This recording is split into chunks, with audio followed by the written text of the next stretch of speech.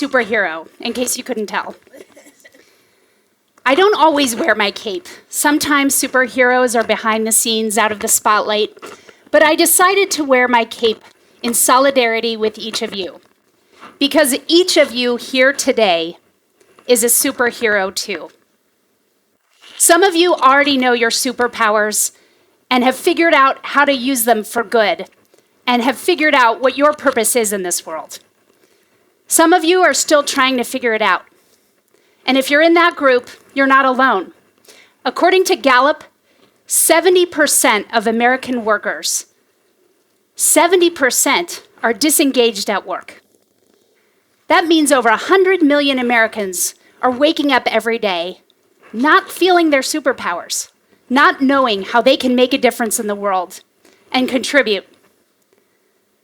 As an executive search consultant, I've had the privilege over the past 8 years of interviewing more than 5,000 candidates for jobs. And in the course of those interviews, there's one common theme that's emerged, that no matter how accomplished, how smart, how pedigreed, how motivated someone is, they come to a point at some point in their career, maybe at many times, and realize they don't know what their purpose is either. And maybe it only lasts a little while, or like me, it lasts a long time. I remember struggling in college to figure out what my purpose was. I changed my major 4 times, and they weren't even related. I went from broadcast journalism to health policy to political science, and then to religion. I loved that experience to explore all of those different potential paths, but at the end of the day, I felt pretty lost. And I remember even the spring of my senior year, finding this book that said, the title was, "I would do anything if only I knew what it was." And despite my great education and some interesting job opportunities, I spent the next 12 years, including a stint at Harvard Business School for 2 years, getting my MBA, and I still came out of that experience feeling like something was missing. I just hadn't quite found my purpose yet. And so, ironically, I've come into the field of executive search and career coaching, but maybe it's because I'm an empathetic person, and one of my superpowers is empathy, and to help other people, and help other people discover what their strengths are, what their superpowers are. Now, the truth is, you can have purpose in all aspects of your life, not just work. But today I'm going to talk about purpose at work and offer you some lessons that I've learned and that some of the people that I've interacted with along my journey have shared with me about how you do find your purpose at work. So I mentioned this Gallup poll, and it's pretty incredible how only a third of us really feel engaged at work. And I think the first tip I would give you is take time to reflect. In this hyper-connected world, we are so attached to our devices, or we're busy, we've got kids, we've got things going on in our lives that distract us from being able to take the time to really reflect. A couple of weeks ago, I went to Southern California and I did something I haven't done in nearly 2 decades. I turned my phone off for 4 days, 96 hours in a row without internet and phone access. How many of you have done that here? It's pretty crazy, and it was a little scary at first, but I have to say at the end of that 4 days, it was incredible, and I kind of didn't want my phone back. Why? Because for the first time in, again, almost 2 decades, I was really able to hear myself think. Now, not all of you have time to go away for 4 days. That was a birthday present to myself. But even taking a couple of hours here and there to reflect, to ask yourself some critical questions, like, what are you uniquely good at? When was the last time you asked yourself that question? What are you passionate about? What do you deeply care about? What are your likes and dislikes? So when you come home from a long day of work, what made you excited about the work you did? And what didn't you like? When you look back over your career, what are some of your proudest accomplishments? And they might not be things that got you a lot of attention or awards, but maybe it was something that you were really proud of, a relationship you have, a mentorship you had. And really importantly, look at what you're not good at ultimately and what you don't like to do. Who inspires you? I know every single person in this room has their own superhero they look up to you. Why is that? What is it about that person?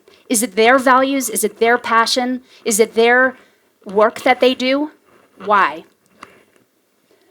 And then ultimately, what's most important is understanding your core values. And sometimes this takes time to figure out, but being very clear so that when it does come time to make critical decisions throughout your career, that you know what your non-negotiables are and your priorities.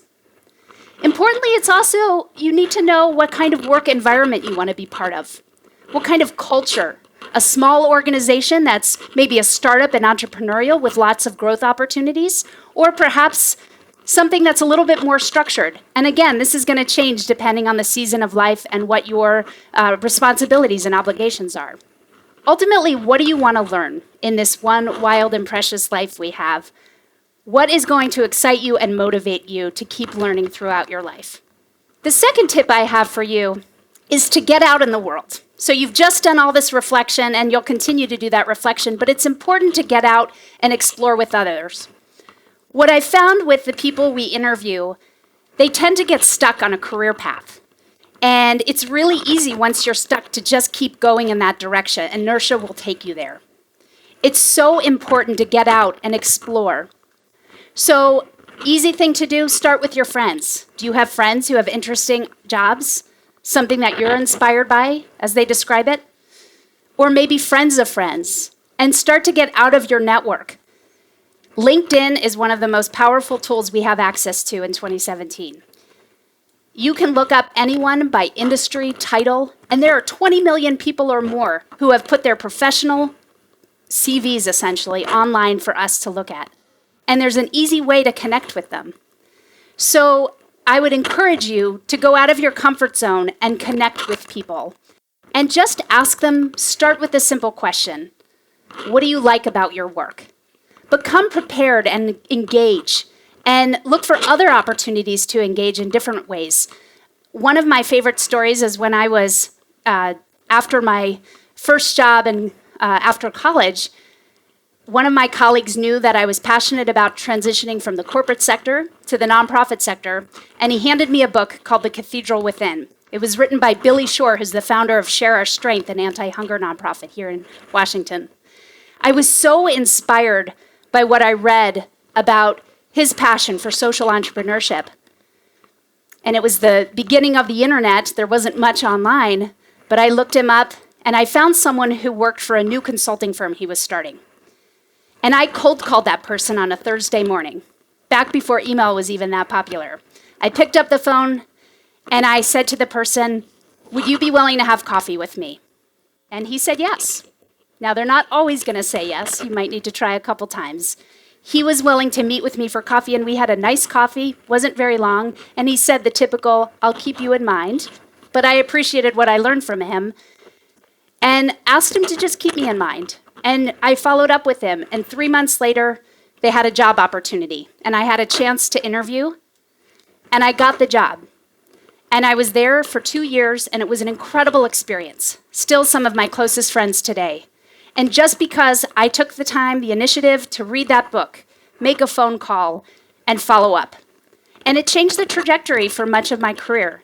And it was one step closer to finding my purpose. So I'd encourage you to read. There are so many wonderful stories of great people who have poured their hearts out into their own books about what they've done, or articles or podcasts. The third tip I have for you is getting back to your priorities. Again, at different points in your life, you're going to have different responsibilities, and your priorities are going to change about what location you want to be in. Again, what kind of culture or work environment you want to be in. What are the kinds of professional development opportunities you want or need in order to get to the next place? What kind of work-life balance or compensation? That's real. So before you enter any kind of job search, or as you're thinking about what do I really want to do, combining all of this information, it lives within you already, much of it. And then it's just about exploring and engaging with others to keep shaping it. And for those of you who are still feeling frustrated despite doing all of these things, keep at it. Put your cape on and get to work. Imagine a world in which every single one of us here actually used your superpower or superpowers to make an impact in the world. Think about it. If 100% of us went to work engaged. And the truth is, in America, we're pretty privileged, right? So I believe to whom much is given, much is expected.